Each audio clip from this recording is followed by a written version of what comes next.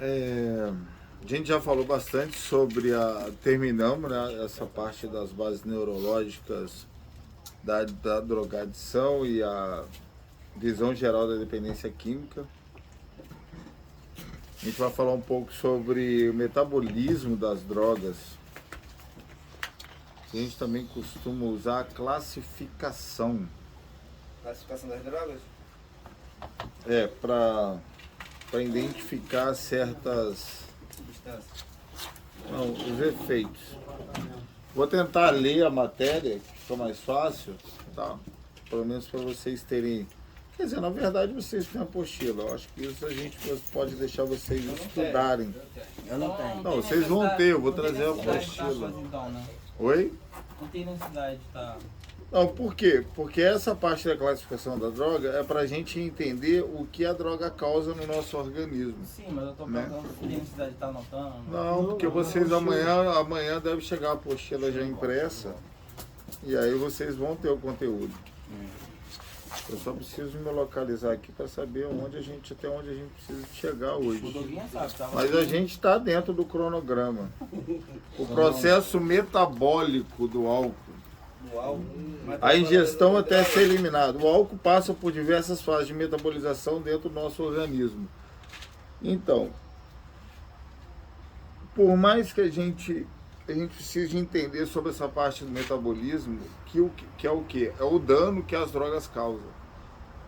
Por mais que a gente tenha, a gente já falou sobre essa visão geral das substâncias, mas a gente tem que entender que há danos, tá, que são causados pelas substâncias. Há danos. Então, eu posso resolver todos os meus problemas, todos os meus traumas. Eu posso fazer todo sugerido, porém, mesmo assim, é aquela velha história lá, espiritualizando um pouco. Deus perdoa, mas não me livra da consequência dos meus erros. A consequência de todos esses erros ainda vai ser nítido na minha vida. Né? Alguns vai ter gerado síndrome de pânico, síndrome de ansiedade, síndrome de bipolaridade, confusão mental, distúrbio de sono, distúrbio alimentar. Isso tudo é consequência... Irritabilidade, bipolaridade, né? E aí eu preciso ter muita consciência de que, por mais que eu entenda o porquê começou, mas agora eu tenho outras responsabilidades. Eu preciso resolver as minhas causas, mas para mim me estabilizar, eu preciso talvez de uma ajuda farmacológica. Eu preciso tomar um remédio para bipolaridade, eu preciso tomar um remédio para dormir, mas nada sem abuso, né? Porque senão eu começo a abusar de outras substâncias, talvez até é o que acontece muito, né? Uma vez, o que acontece muito, acho que muitas pessoas, o remédio ajuda a estabilizar o meu humor, o meu comportamento.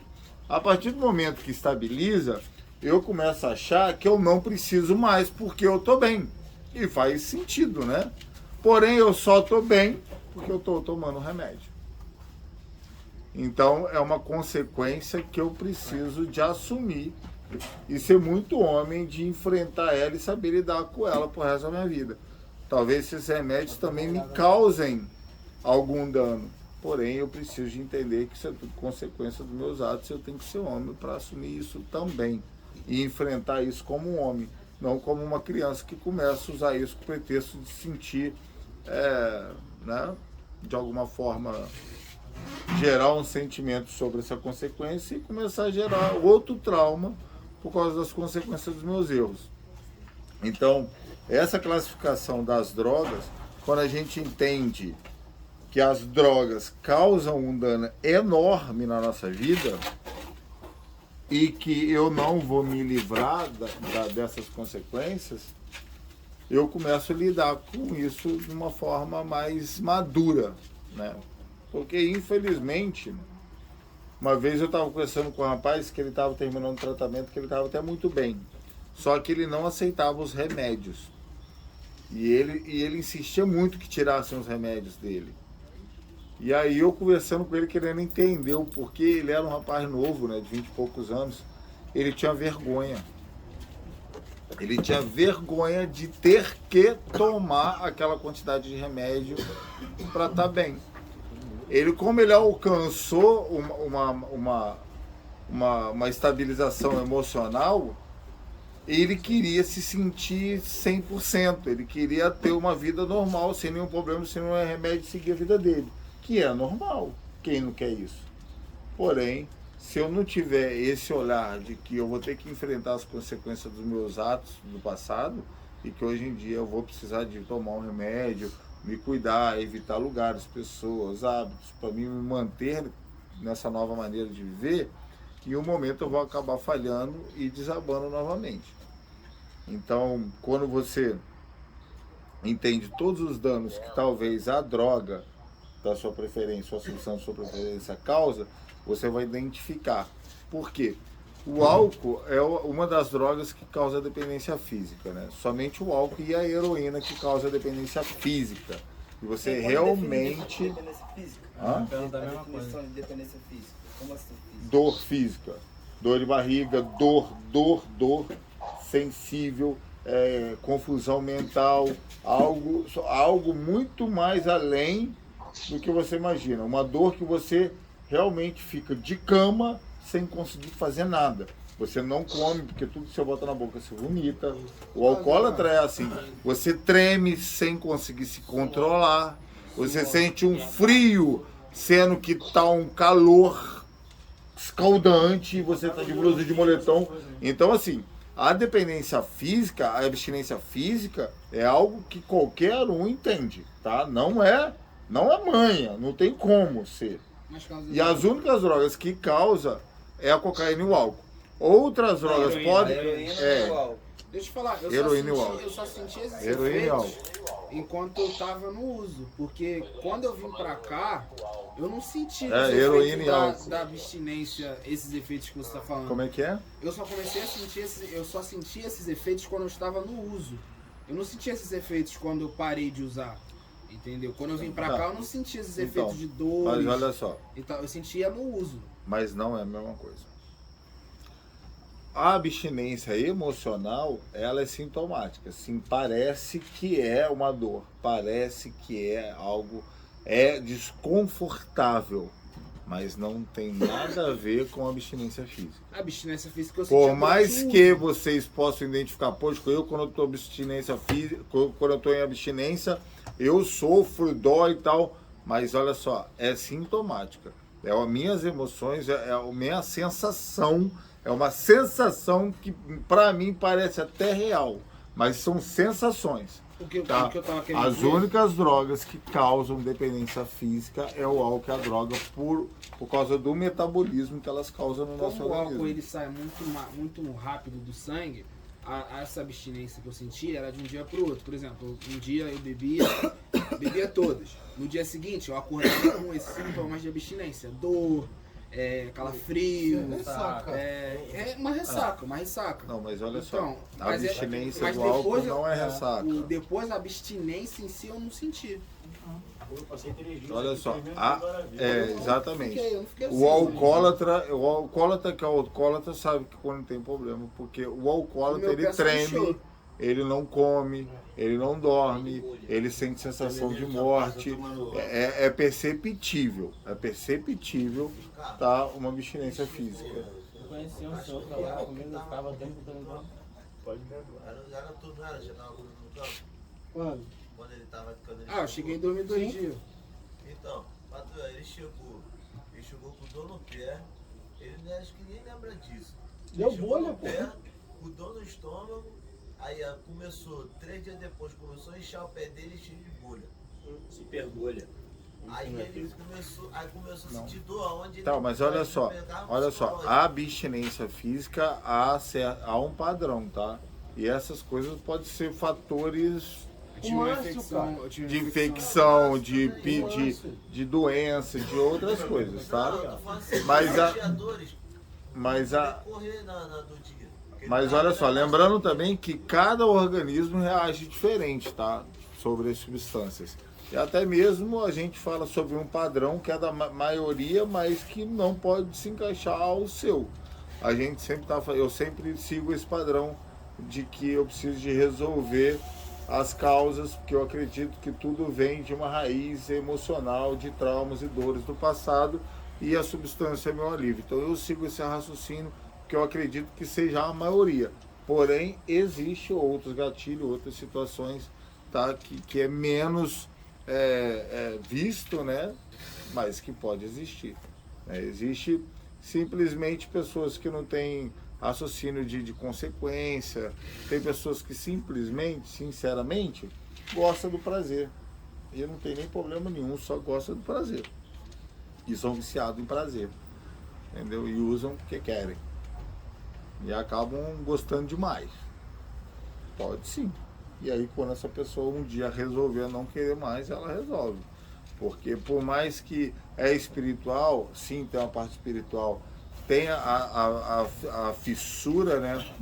O craving, que é essa fissura do corpo querer uma substância, que ele via dor, alivia o cansaço, me dá um up, né? Por mais que existe isso tudo, mas tudo termina numa palavra. Tudo na nossa vida termina numa palavra, que é decisão. A partir do momento que eu tomo uma decisão real na minha vida, cara, não tem nada que me impeça a alcançar meu objetivo. Talvez muitas pessoas ainda não tomaram essa decisão. Porque, sinceramente, a partir do momento que eu tomo uma decisão, eu vou enfrentar uma batalha comigo mesmo, de resolver tudo que eu tenho que resolver para me alcançar o que eu quero alcançar. Porque a decisão vem de um projeto de vida.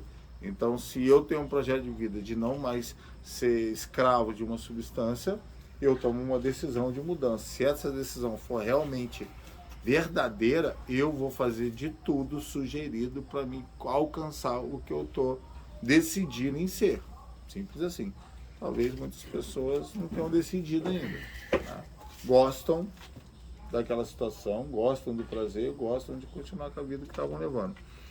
Porém, falando novamente sobre metabolismo, até mesmo para vocês entenderem, o cigarro, o café, essa questão da nicotina, também é essa parte de metabolismo que vicia, entendeu? E gera também abstinência. Se vocês verem pessoa que toma café,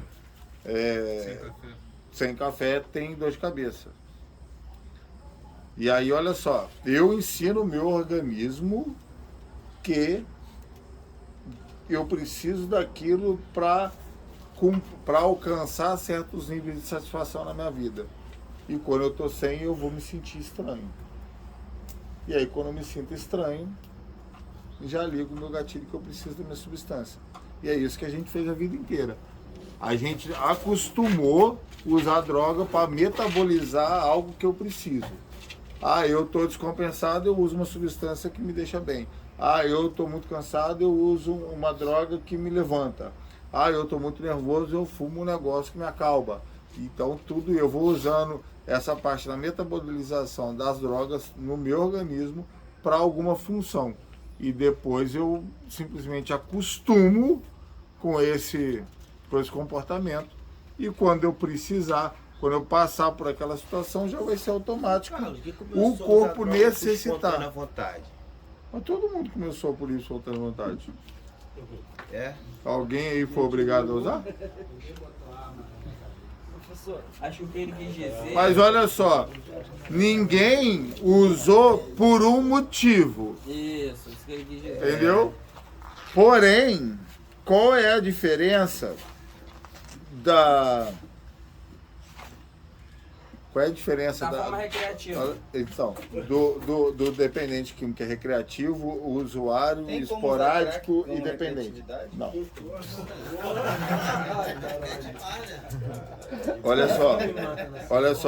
Olha só como que eu penso sobre isso. Se você colocar pessoas de diferente cultura e estrutura familiar, e aí você bota um cara que tem uma estrutura familiar impecável. Ele tem pai e mãe que fazem a parte deles, casa, estrutura, A vida dele é aquela vida como todo mundo no mundo deveria ter, né? Tudo com o pai certo, com a mãe amorosa, um lugar confortável. Não estou falando de dinheiro, né? Estou falando, é muito mais importante que dinheiro essa estrutura familiar. Aí você pega esse cara numa balada, a galera bota lá uma substância, ele pá, no outro dia ele nem lembra daquilo, foi uma curtição. Foi só uma paradinha que, ó, não gerou vínculo, não gerou nada nele. É o recreativo, porque ele só usa aquilo, entendeu? De bobeira, só pelo momento, pelo prazer ali. Então, é isso que eu quis dizer, o cara pode ser usado assim. Ninguém fuma crack numa balada. Tá de sacanagem. Aí você pega, Ele quer racionalizar, ó. aí você pega uma pessoa que tem um trauma familiar, né, que tem, ou tem um trauma de aceitação, né, de físico, ou mental, ou intelectual. E aí, geralmente, aqueles caras que como fala que tem vergonha? Tímido. Você pega um cara tímido e dá um álcool pra ele. Se apaixona. Começa a dançar e tudo. É. Porque aí o álcool ajuda ele a ser uma pessoa que ele não consegue ser. Então aquela deficiência que ele tem, daquela timidez, é resolvida através de uma substância. Esse cara já vai gerar uma dependência de álcool naquelas situações que uma pessoa que é mais extrovertida não vai precisar.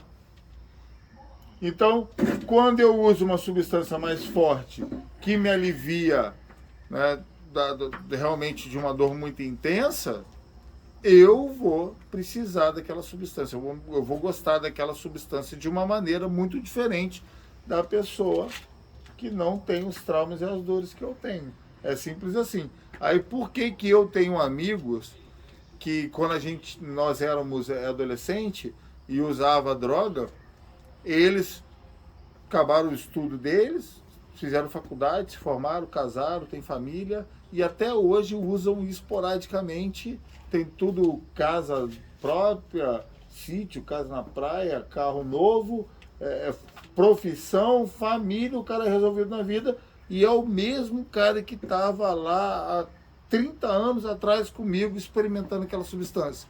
E eu passei por tudo que eu passei e ele não. Simplesmente porque o meu relacionamento com a substância era muito diferente do dele. Mas os velhos não estão mais comigo, que os meus primos. Oi? Os velhos não estão mais comigo. Meus primos, que era mais velho que eu, que era mais novo, sou mais novo, não estão mais comigo mais eles. Como assim não está mais com você? Faleceram. Ele já usava antes, bem antes. Não entendi. E eu nunca me misturei, porque sempre minha família sempre me tirou. Sempre me tirou.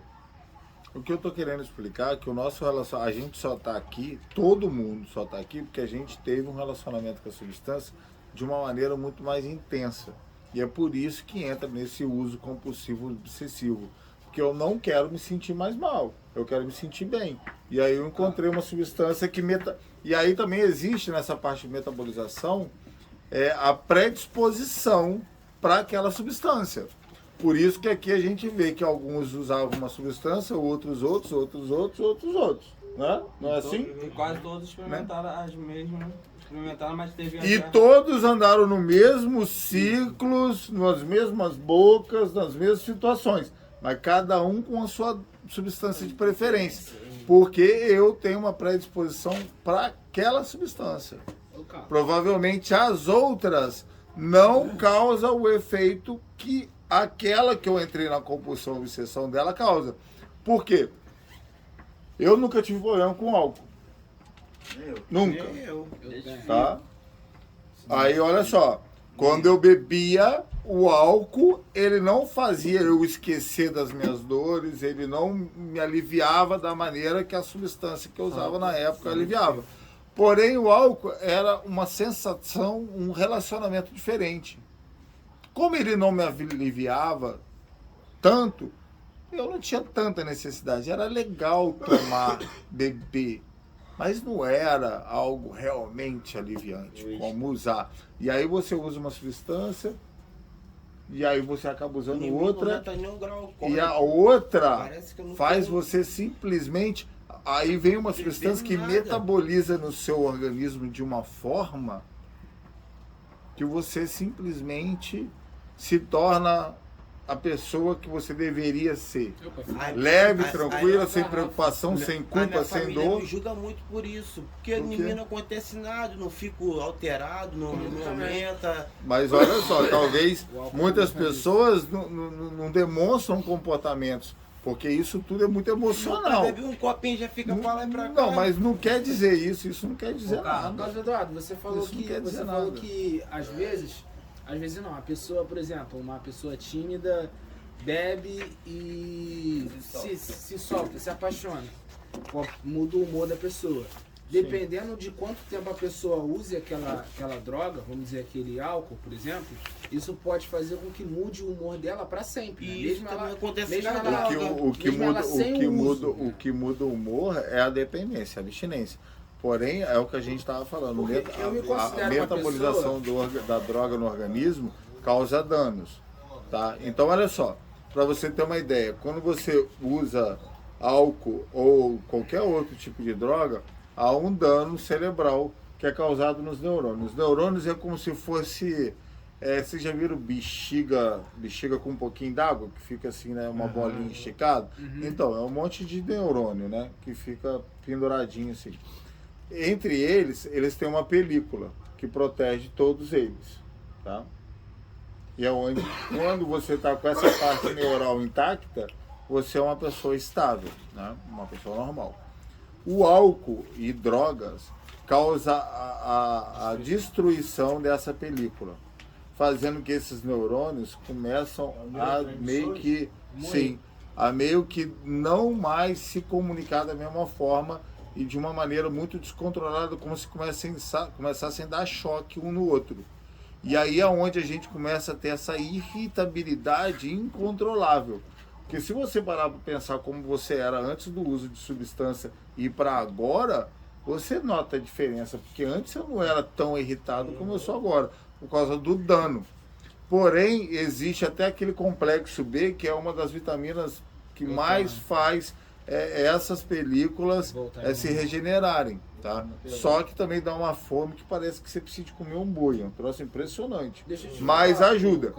Porém, o nosso organismo é regenerativo, então ao longo do tratamento Por que as pessoas se regeneram tão rápido nas comunidades terapêuticas? Por causa da comida? Vocês sabem por quê? Vocês melhoram assim instantaneamente, 30 dias o cara tá com outro brilho, tá com a pele, tá com tudo melhor. Vocês sabem por quê? É a comida? Rotina. É a rotina. A rotina que é mesmo. Porque olha só, tudo é questão do metabolismo. Quando você está na rua, além de não comer, quando você come é depois de muitos dias. Então seu organismo começa a funcionar sempre no estado de emergência. Entendeu? Ele nunca sabe quando vai entrar nutriente. Então ele não gasta, porque ele não sabe quando vai ter. E quando você ingere, ele dispensa porque chegou. Então ele fica maluco. Então ele não produz tudo que ele precisa de produzir. Aí você vem dessa vida desregrada, sem horário, sem alimentação, e entra num lugar onde é tudo no horário e da maneira certinha, né? Tudo no horário. Aí o que acontece? Uma coisa mais importante para a regeneração do corpo é dormir. E aqui você acaba, por mais que a gente passe uma noite ou outra, por causa dos problemas, abstinência, toda a questão, mas você dorme, você descansa. Então você começa a dormir todo dia, começa a se alimentar no começo. Aí você pode ver que no começo todo mundo tem dor de barriga, todo mundo passa mal, dá ânsia, porque o corpo não está acostumado com aquela alimentação mais.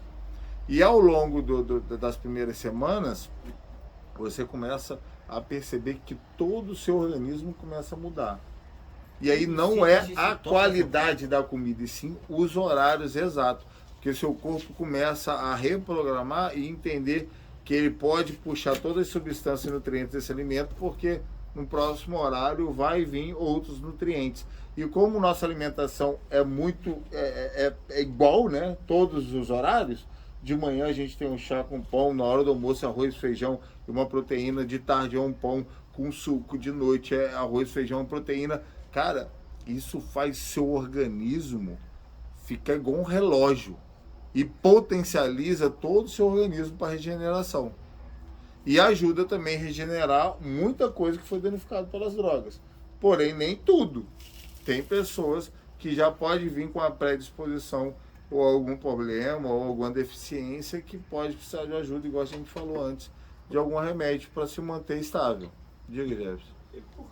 Porque quando a gente chega assim, vou dizer, uma semana, parece que a gente come e parece que a nossa fome não sacia. Quanto mais a gente come, mais a gente quer comer. Então, por quê? O nosso corpo está precisando de nutrientes, tá? Quando a gente estava lá fora, a gente não comia, a gente vivia numa deficiência de nutrientes. Porém, a substância inibe essa fome e deixa tudo muito descontrolado. E aí, quando você chega aqui e sem a substância, o corpo começa a pedir tudo que ele está precisando. Entendeu? E aí você começa com esse descontrole alimentar, que é necessário. Aí o porquê, olha, uma vez eu tava numa clínica e aí um rapaz virou pro diretor e brigando, né? Ele estava muito agitado com a abstinência, ele virou pro diretor e falou assim: ô fulano, quando vai começar o meu tratamento? Ele devia ter uns 10 dias na clínica. Quando vai começar o meu tratamento? Aí o diretor deu um sorriso e falou assim: já começou.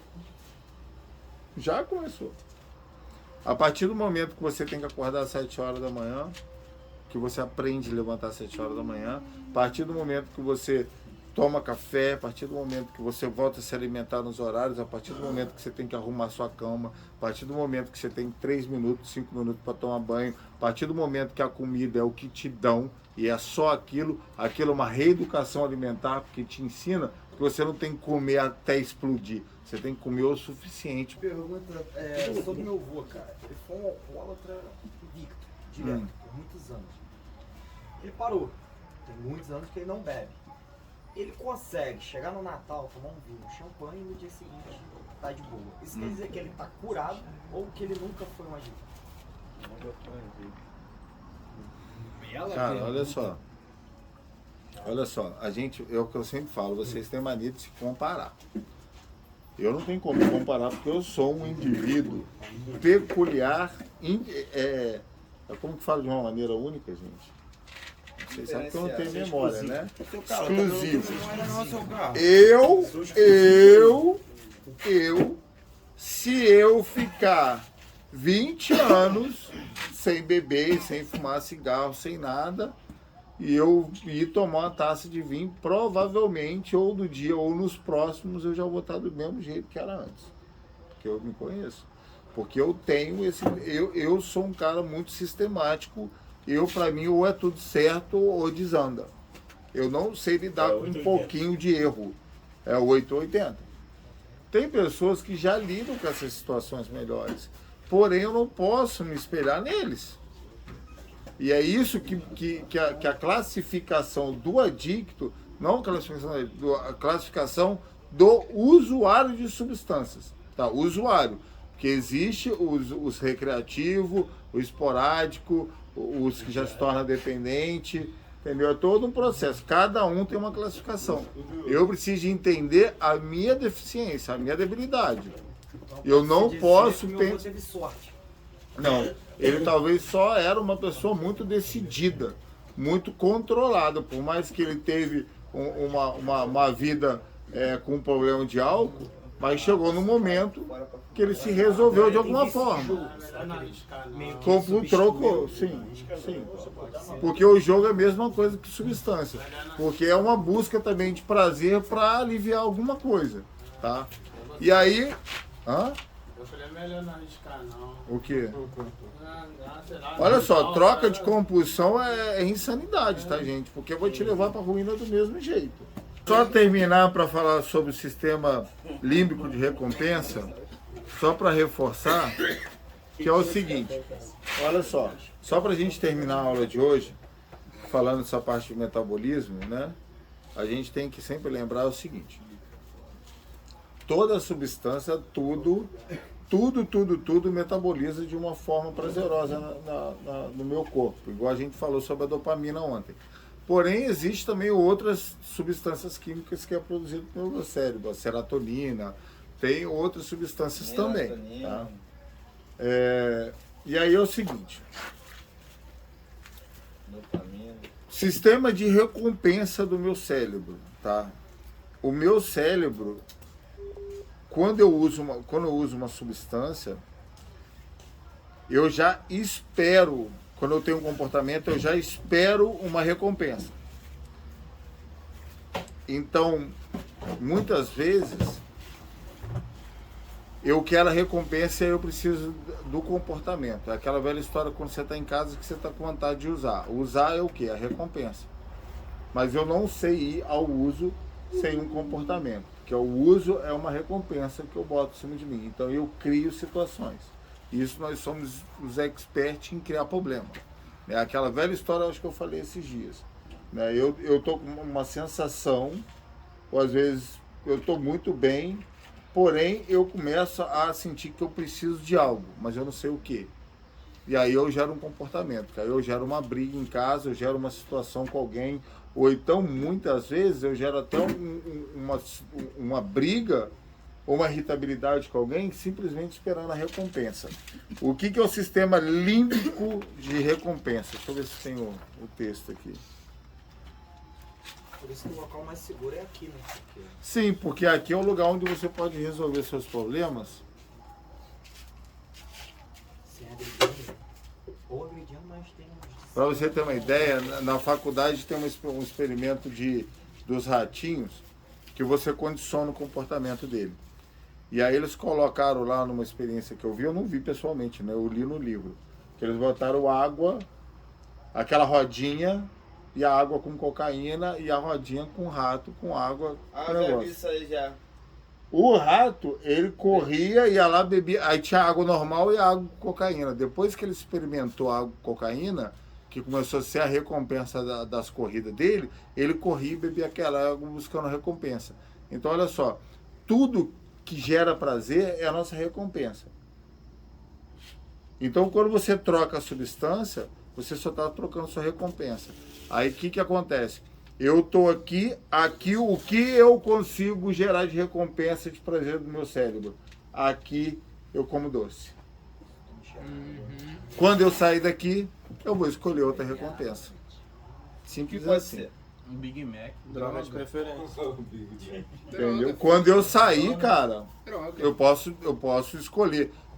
Simplesmente, eu posso continuar tendo um distúrbio alimentar e gerar um trauma que eu vou engordar, vou parar de fazer as coisas saudáveis, vou me olhar no espelho, vou falar, caraca, o que eu fiz na minha vida? Eu tô chateado agora por causa do meu peso. Porque tem pessoas que se aceitam como é, não importa se é magro ou gordo, e tem pessoas que não. E isso gera um trauma, e trauma gera alívio. Sim, mas é tudo uma busca de prazer. Então, olha só, a compensação do meu cérebro, eu tenho que ficar atento nesse sistema de recompensa, o que eu tenho feito sobre isso. Cara, eu preciso ter padrões de recompensa saudável. O padrão de recompensa saudável é eu conseguir ter um comportamento coeso, com uma recompensa normal e estar feliz com aquilo. Por quê? Porque eu sei muito bem ter um comportamento errado e buscar uma recompensa enorme. E isso é desproporcional. Então, hoje, eu preciso também organizar esse meu sistema de recompensa. E o que hoje você tem buscado para recompensar quando você está triste ou quando você está feliz demais? Porque talvez você ainda continue com a adicção ativa, só não está usando droga. É o que a gente chama no NA de adicto seco. É o cara que está com todos os comportamentos errados, tudo arrebentado, um mau caráter de mão cheia, mentindo pra caramba, só não está usando droga. Ainda. Não, porque sendo ele não... sincero aqui na frente de todo mundo, eu só me considero um adicto como? Oi? Eu sou o quê? O quê? Humano. Você está em tratamento, bonitão. Calma que você vai chegar lá. Essa situação, olha só, a situação de recompensa, eu estou falando quando vocês saírem daqui, mas aqui é o lugar onde eu começo a tratar. Tratar o quê? A colocar todos esses problemas, resolver todos esses problemas. É o que eu estava falando, se aqui dentro você está compulsivo, criando um sistema de recompensa por uma substância, é porque você só trocou. Você continua buscando recompensa exagerada. Eu, no meu caso, que eu tô perto de ir embora e tô trocando a minha compulsão por doce, É perigoso. lá fora pode ser trocado por outra coisa. Claro. Ou seja um vício de roupa, ou seja Claro. um vício de droga, ou Claro. seja... Vai pegar mais 6. Eu posso ser considerado um adicto Olha só, seco aqui, né? você está indo bem aqui dentro, está num tratamento, você está indo bem, tá, sabe, tudo estável, não está com nenhuma compulsão. Aí começou a chegar a época de ir embora, começa essa compulsão. O que você acha que é? Abstinência. Foi mais Vai dar 6. ruim. Para você sair daqui bem, você tem que estar estabilizado. Você não pode estar tendo nenhuma troca de compulsão, de recompensa. O sistema de recompensa do nosso cérebro talvez seja o nosso maior inimigo. Que a gente sempre busca uma recompensa. Sempre. Porque a gente também condiciona o nosso cérebro nas recompensas. É a mesma coisa do cara que trabalha o dia inteiro, no final do dia tem que beber. A recompensa dele é aquilo. Depois de um tempo, O trabalho que eu tinha era assim. Não vou nem desfazer tua cama, se você gente, olha só.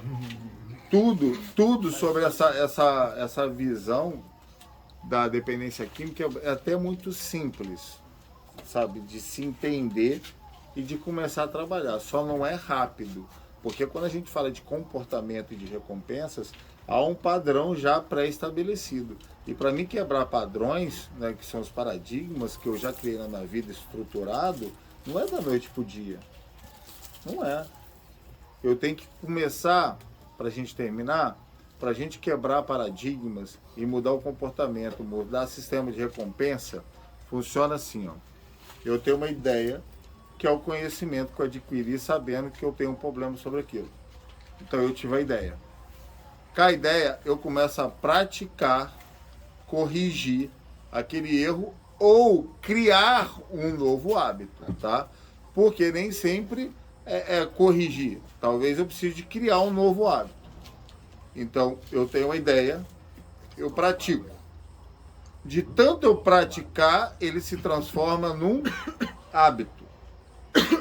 Quando ele se transforma num hábito, ele já começa a ser algo quase automático. Porém, eu sempre tenho que estar vigiando, porque ainda é um hábito. Então, eu tenho que reforçar esse hábito, para daqui a um tempo ele virar um comportamento. E aí eu corrigi isso. Isso tornou um padrão. Perfeito. Aí eu reformulei todo o meu padrão. Agora, como que eu começo? Com a ideia, que é o conhecimento que meu padrão está errado, meu sistema de recompensa está errado, tem um monte de atitude, comportamento que está me levando à destruição. Então eu tenho a ideia que eu adquiri o conhecimento que eu preciso mudar isso. Por que essa aula Vou que mudar parece- decidindo da noite pro dia? Não. Eu vou precisar de começar a me policiar todo dia, praticando. Aí eu pratico esse novo hábito. E aí eu vou incessantemente praticando. Funciona. Praticando. Aí de tanto eu praticar, vai ter um dia que eu vou fazer sem ao menos vou pensar. Que aí virou um hábito. Porém, um hábito pode ser corrompido. E aí eu reforço o meu hábito. Eu não me lembro lá em casa, eu levantar da cama e ajeitar ela nunca lá. Por Deus, gente, por Deus, por Deus. Eu levanto da cama em casa, aqui, em qualquer lugar. Eu levanto da cama, eu tenho que arrumar a cama. Eu não saio de perto da minha cama sem arrumar a cama. Por que essa aula Mas eu parece era assim, mais não, eu a odiava arrumar a terapêutica, cama. Porém, eu tive a ideia ou o conhecimento que eu tinha que arrumar. E aí o hábito de fazer todo dia, pratiquei todos os dias, virou um hábito. Porém, esse hábito começou quando eu não o praticava, me incomodava. E aí eu reforcei o hábito. Hoje em dia já é o comportamento. Eu levanto, eu arrumo a minha cama e eu nem percebo que eu arrumei a cama. Nem percebo. Virou um comportamento. E assim é tudo na nossa vida. Talvez você fale assim, eu não consigo ter uma vida certinha, sabe, de todos os dias. Cara, a melhor coisa que tem é rotina. Diga, Denis. Porque eu tava terminando aqui agora, porque falou em comportamento, nessa de arrumar cama, eu tava vivendo 3 anos lá na rua. Então lá na rua não tinha cama. Era papelão, queria dar uma coberta, mas muitas das vezes, mesmo estando na rua, na calçada, a hora que ela já, antes de ela abrir, eu tinha que tirar. E arrumar aquilo de lá. Eu tinha que dar um jeito, eu jogava fora, jogava em cima de uma banca de jornal, ou na lixeira. E aqui é o mesmo hábito da rua, já normal. Aqui eu já arrumo ela lá. Já é um comportamento. Mas se você parar para pensar, em algum momento da minha vida eu não me importava com isso. Senão eu não perdia, eu não dormia mais no lugar. Vocês sabem como que vocês sabem como que a gente reforça esse comportamento da cama com criança? Eu falo assim, ó. Se você não levantar e não arrumar sua cama, seu anjo da cama fica dormindo. Seu anjo da guarda fica dormindo. Entendeu? Você sai sem ele. Então arruma a cama para ele se levantar também junto. O que você tinha falado, Luiz André? O que você tinha falado? Eu perguntei por que essa aula parece ser mais rápida do que a outra que a gente tem ali. Ah, pô, olha só. Aqui é uma coisa, ali é outra. Olha só, na verdade, as aulas, tem aulas que passam mais rápido que a gente começa a assimilar muito e a gente que entra num sistema de mindfulness. Vocês vão aprender com o Gabriel. Vocês vão aprender. Tem uma aula de mindfulness. E aí vocês vão entender quando a gente começa a raciocinar o tema e fazer sentido na nossa cabeça, a gente entra num estágio de atenção tão grande que o tempo some. E aí é por isso que certas aulas, não é todas, certas aulas passa rápido, porque são as aulas que eu mais me identifiquei. E as aulas que eu não consigo me identificar, que eu não estou conseguindo entender, aí ela parece que ela é mais duradoura.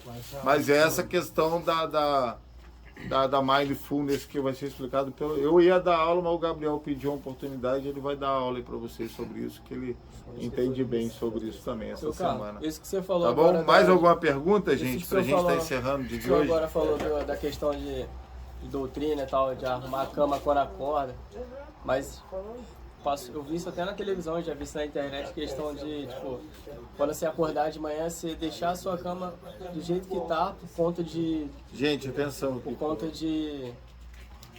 para prevenir certas bactérias, essas coisas na cama. Você não arrumar a sua cama quando você acorda. Pode ter um monte de ideias e costumes, né, diferente, mas o mais importante, sinceramente, é essa construção de um hábito, né, que faz bem. É igual levantar, escovar o dente. São certos hábitos estruturados na nossa vida que faz bem.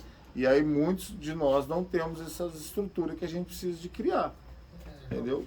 É tudo uma questão de estrutura, é tudo uma questão de ideia de ser, praticar para ser, criar o hábito e depois ser. Né? Porque a ideia é alcançar o êxito no projeto, que é ser uma pessoa diferente. Cortando aí, isso aí que você viu na internet, eu também vi essa reportagem. Foi até um médico. Mas, exatamente. Foi como é que fala, os caras que estudam negócio de vírus? Virologista. O virologista. Infectologista. Realmente ele fala que ao se levantar, para não arrumar a cama? Não tampar a cama. Entendeu? Justamente para a cama poder respirar, entendeu? Para não criar fungo e não alimentar os ácaros.